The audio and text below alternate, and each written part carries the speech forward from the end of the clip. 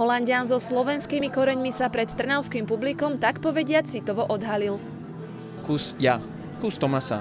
Dneska večer je to o hudbe, že to som ja, ak spievam, ako hudbu robím a o tom to je, že ľudia ma spoznajú ako speváka.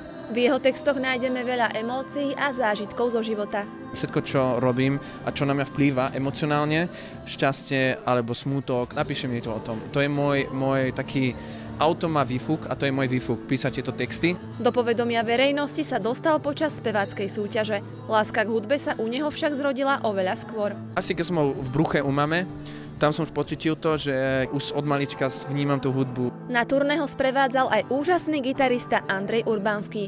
Nás zaujímalo, ako sa dali dokopy. Prišiel za mnou, vypýtal si číslo a potom si nevolal. Nevolal, lebo som stratil číslo. Roka ja som plakal do vankúša a potom sa na Vianoce ozval, to bol taký môj vianočné, proste čaro Vianoc.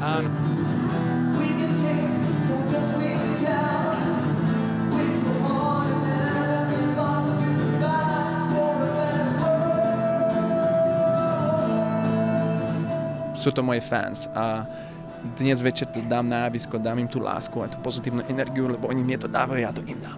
V Tomasovi sa ukrýva nielen hudobný talent, ale tiež obrovská ľudskosť, ktorá z neho priam sršala. Petra Pačesová, Mestská televízia Trnava.